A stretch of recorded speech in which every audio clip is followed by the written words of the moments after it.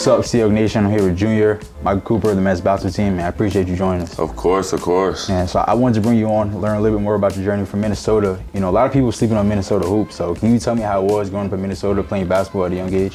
Yeah, I mean, where I grew up, straight basketball. All my cousins, my brothers played basketball. My closest friends played basketball. So it was always a super competitive environment, and just like all of us just going at each other every day in the gym every day. You know, growing up, who's your biggest influence for basketball? Who's the one that, you know, initially put the ball in your hands? I say my older brother. He's about 2 years older than me. We both played at the same time, but he was the one, I looked up to. Basically taught me everything, and playing in the driveway every day, trying to beat him and get better. So who was winning those battles? He was beating you? He was beating me for sure, but as I got older, I got the upper hand for sure once I got into high school and stuff. So, you took the JUCO route, you went to, North Platte and then Vincent. So can you tell me about the JUCO route, and what do most people, don't understand about that route? I feel like people just, they think that there's not dogs in JUCO, but it's a lot of dogs, a lot of talent, like almost, every night playing guys who ended up going Division I as well.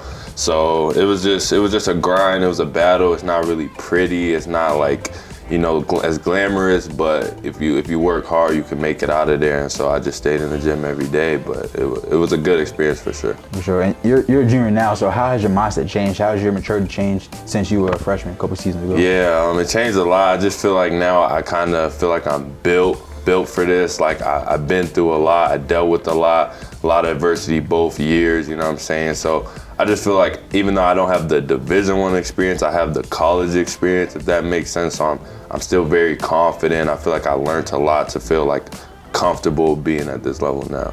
And you talked about adversity, so what motivates you, what keeps you going when that adversity hits? Just kind of how you said, like Minnesota being underrated, but I feel like I was always underrated too. So that's a big motivator for me. I just feel like I still got so much to prove, even especially coming out of JUCO. So when adversity hits, I just think back on times I was overlooked back home and how people from the outside look at us, and it just makes me want to go even harder. Nah, for sure. And what does success mean to you, on and off the court? Success just means, making the family proud when winning games, you know what I'm saying? I have a really good support system back home. They're always showing love to me, and then I won a lot last year, and I love to win now, and that's why I want to bring the Wagner and just keep winning. Like, win is the main goal for sure. And aside from basketball, and you said it was like a lot of hoops growing up in Minnesota. Was there any other sport, that could have got your love?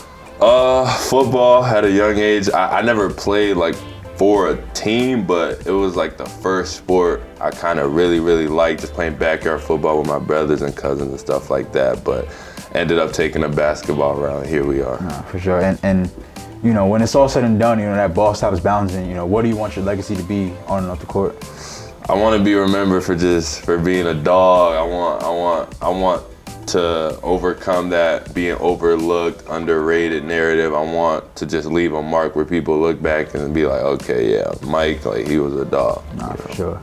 And I appreciate you joining us. Again, this is Junior Mike Cooper, the men's basketball team. I appreciate you, man. Yes, sir. Always. Love.